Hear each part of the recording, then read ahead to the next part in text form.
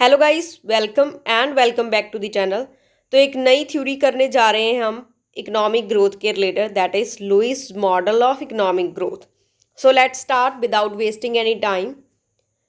William Arthur Lewis थे जो उन्होंने 1955 में एक बुक लिखी, the theory of economic growth. फिर 1979 में उनको अवार्ड किया गया Nobel memorial prize in economic sciences.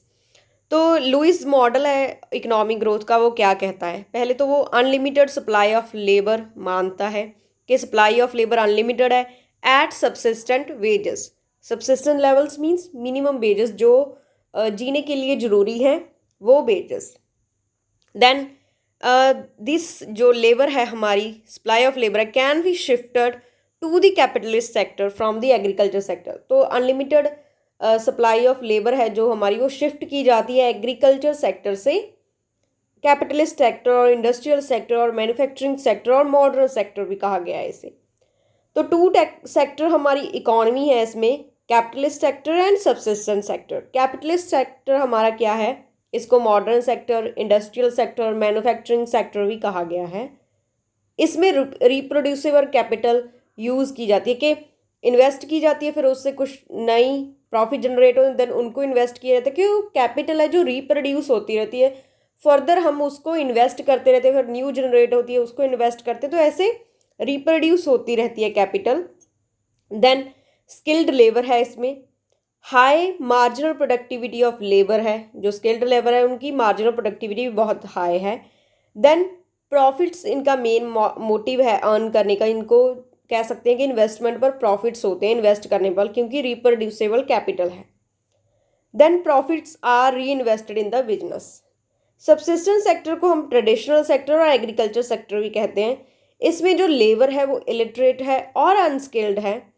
जो लेबर की मार्जिनल प्रोडक्टिविटी है वो जीरो है या नेगेटिव। जीरो और नेगेटिव क्यों है? क्योंकि सप्लाई ऑफ लेबर बहुत अनलिमिटेड है और सभी के सभी लोग एग्रीकल्चर में ही एम्प्लॉयड हैं।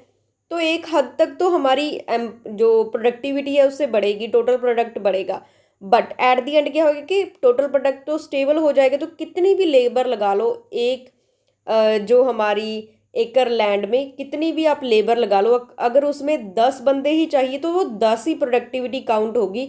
बाकी अगर 15 लगे हुए हैं तो वो 5 एक्स्ट्रा हैं। तो डिस्गाइज्ड अनएम्प्लॉयमेंट होती है हमारी सबसिस्टेंट सेक्टर में। देन लुईस क्या कहते हैं कि अनस्किल्ड लेबर है जो, वो एक बॉटलनेक नहीं है, एक प्रॉब्लम नहीं है इकोनॉमीज़ के लिए, लेस डेवलप्ड इकोनॉमीज़ के लिए। मेन प्रॉब्लम उनकी क्या है कि कैपिटल फॉर्मेशन नहीं हो पाता वहाँ पर, कि कैपिटल की कमी है, इसीलिए उनकी ग्रोथ नहीं हो सकती। लेबर, अनस्किल्ड लेबर उनका कोई मेजर इशू नहीं है। अनस्किल्ड लेबर को तो वो ट्रेन करेंगे फॉर अ टाइम बीइंग, तो वो स्किल्ड हो जाएगी। तो एक मेजर इशू क्या है? Capital formation.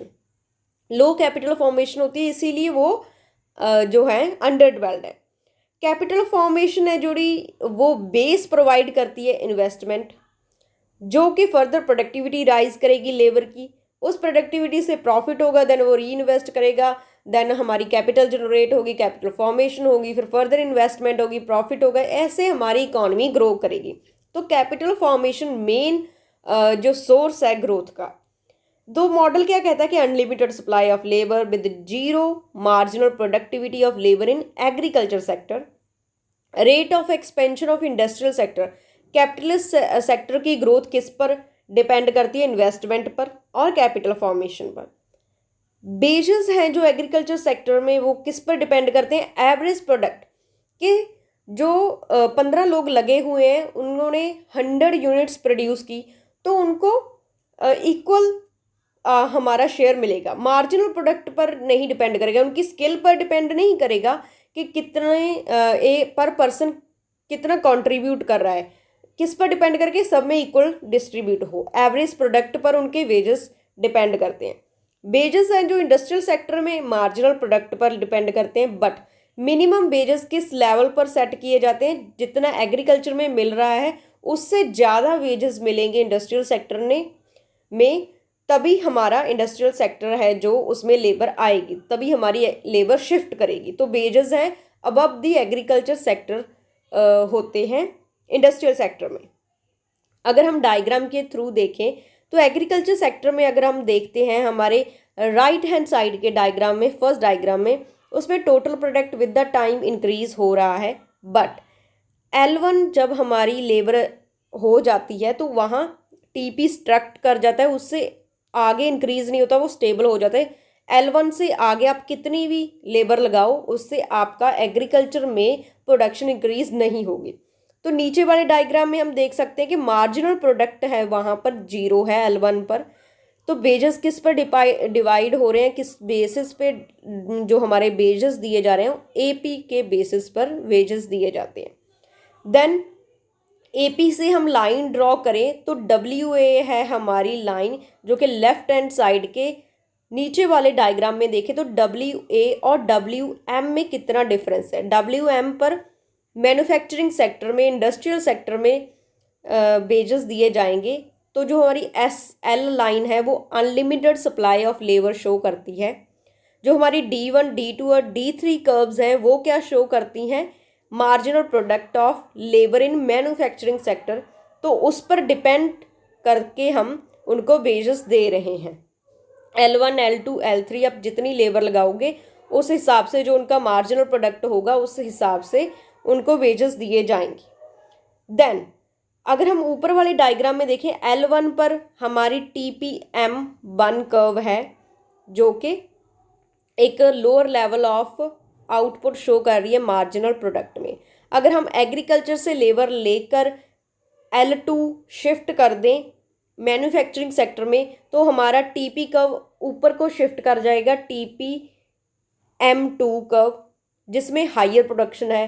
देन अगर हम और लेबर शिफ्ट करें, L3 लेबर शिफ्ट करें तो TPM3 हमारा ग्रोथ रेट होगा मैन्युफैक्चरिंग सेक्टर में, क्योंकि कैपिटल तो हमारी कांस्टेंट है, टेक्नोलॉजी कांस्टेंट है। तो वन एंड ओनली जो हमारे पास सोर्स है ग्रोथ का, किससे हम ग्रो कर सकते हैं आगे, ताकि हमारे मैन्युफैक्चरिंग सेक्टर में जो रिसोर्सेज है फुली यूटिलाइज हो, दैट इज़ लेबर। जैसे जैसे हम एग्रीकल्चर से मैन्युफैक्चरिंग सेक्टर में शिफ्ट करे जाएंगे हमारी लेबर को, वैसे वैसे ग्रोथ होती जाएगी इकोनॉमी में। That's the model of Lewis. So MCQ हैं जो हमारे, who developed the Lewis model of economic growth? Answer is B, Arthur Lewis. What is primary focus of the Lewis model? Answer is B, industrialization and economic development. In the Lewis model, what does the dual economy refers to? Answer is A, the coexistence of urban and rural sector.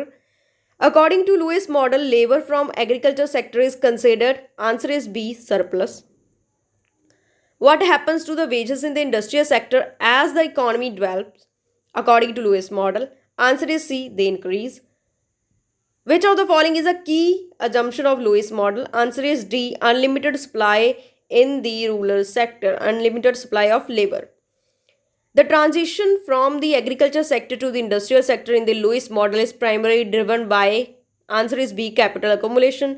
In the Lewis model, the industrial sector benefits from, answer is B, low production cost. What is limitation of the Lewis model? Answer is C, it assumes the labor is perfectly mobile.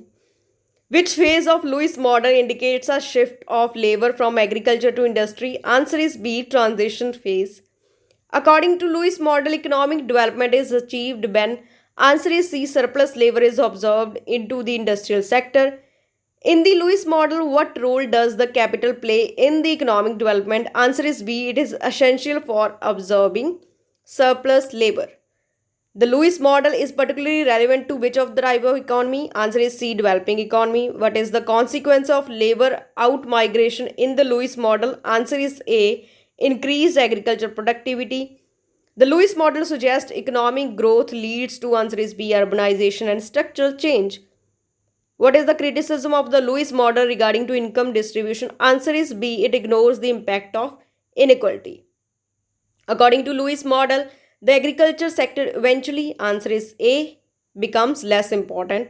What does the surplus labor in the Lewis model implies for the wage level? Answer is C, wages remain low and stable. The long-term implication of the Lewis model is that, answer is B, the economy will diversify and modernize. So that's all for today. If you like the video, please subscribe to my YouTube channel. Thank you.